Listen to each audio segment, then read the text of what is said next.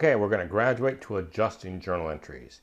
Because we don't base our journal entries exclusively on when cash changes hands, we use a system called accrual accounting to get the revenue and the expenses into the time periods where they belong. At some point in the next few minutes, you're going to think it's an accrual form of accounting, but it's the one that works best. As a way of reminder, we're in financial accounting, we're trying to create our financial statements. Those financial statements are a product of the accounting cycle, and we're going to look at step 5, adjusting journal entries. So before we begin our adventure into the unfamiliar and mildly terrifying world of adjusting journal entries, let's go back and look at some familiar friends, these journal entries on the 1st, the 2nd, the 4th, and the 5th of October, and recognize that something happened in the real physical world that triggered us to make these journal entries. For example, we bought some equipment for $5,000 by issuing a note payable.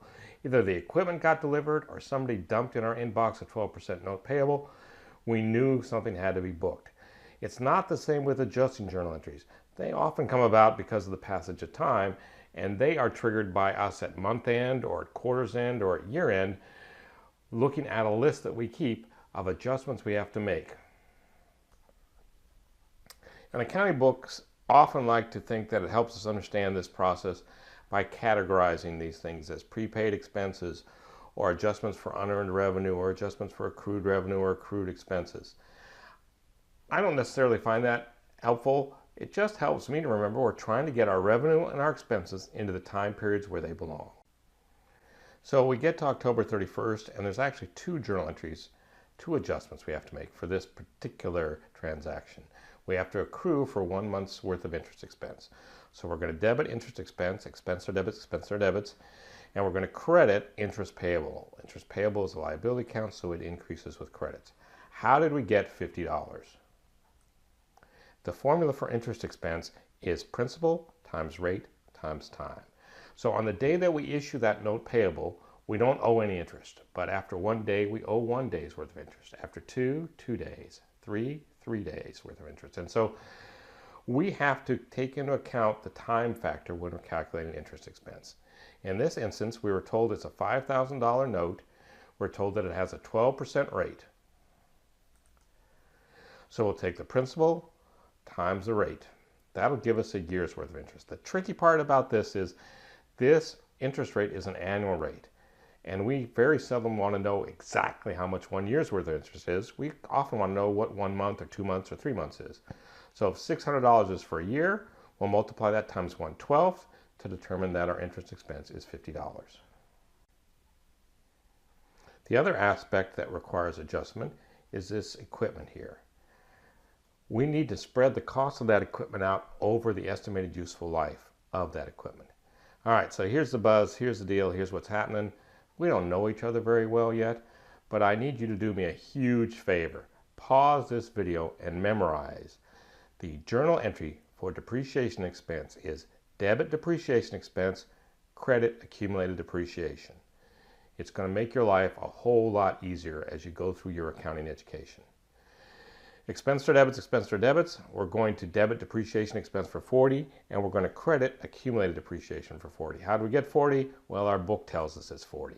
We'll worry about how to calculate depreciation expense later on, but by now you've already memorized the journal entry for depreciation expense is debit depreciation expense, credit accumulated depreciation. And accumulated depreciation is not a liability account, it's a contra asset account. It hangs out on the balance sheet with our assets, but it has a credit balance.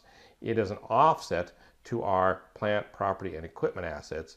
It shows the world the total, accumulated means total, depreciation that we booked to the date of the balance sheet. The next adjusting journal entry involves this unearned service revenue. So on October 2nd, this guy gave us a check for $1,200. We hadn't earned it yet, so we're not allowed to book it on our income statement. So instead we booked this liability account called unearned service revenue. We look at our notes and we discover that our staff did $400 worth of work. So we've earned $400. We'll reduce the liability with a debit of $400. Liabilities increase with credits, they decrease with debits. and we'll get to put some revenue onto our income statement. We could call it service revenue, we could call it sales, we could call it consulting revenue, advertising revenue, doesn't matter what we call it. This account keeps track of our revenue, whether we get paid today, tomorrow, or never. In this case, we got paid yesterday. We got paid on October 2nd, but we're booking it on our income statement on October 31st by this adjusting journal entry. Next, let's look at insurance expense. We paid a year's worth of insurance expense in advance, so we created this asset called prepaid insurance. If it's $600 for a year, 600 divided by 12 is 50. That means every month it's 50 bucks. So expense or debits, expense or debits, expense or debits. We debit insurance expense for 50 bucks and we reduce the asset prepaid insurance by 50. If assets increase with debits, they decrease with credits. So remember, nothing happened. Nobody sent us a bill. Nobody delivered anything to us. We just have to remember we've got to use up 1/12 of that $600 by decreasing prepaid insurance and booking 1 month's worth of insurance expense. So remember, we bought $2,500 worth of supplies and we put them in the supply closet. So here's what we should do.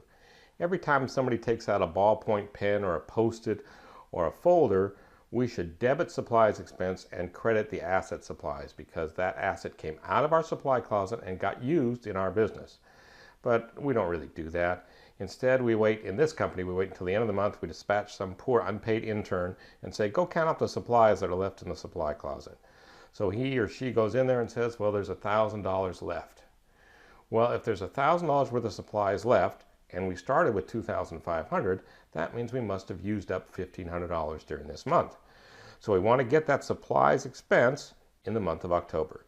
We debit supplies expense because expenses are debits, expenses are debits, expenses are debits, and we reduce that asset supplies by $1,500. If you think about it, that asset has a debit balance of $2,500.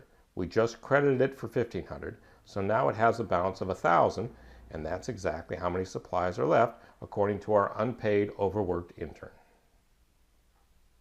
And our final adjusting journal entry today is for this $1,200 in salaries and wages expense. Our folks did the work in October.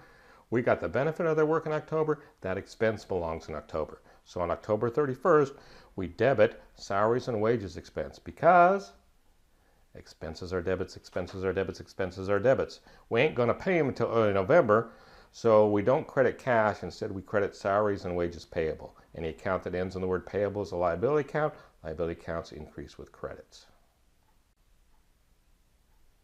Step 5 of the accounting cycle is about adjusting journal entries. Every month, every quarter, every year, whatever is appropriate, we have to make adjusting journal entries to get the right amount of expenses and right amount of revenues into the correct time periods. As you may have noticed, adjusting journal entries do not affect cash, but they do affect one income statement account and one balance sheet account. To help you see that, I've put the income statement accounts in our adjusting journal entries in red, and the balance sheet accounts remain in black. So if you're ever creating adjusting journal entries and you find yourself debiting or crediting cash, stop and think that maybe there's a better way to write that journal entry. We really should not be debiting or crediting cash when we're making adjusting journal entries.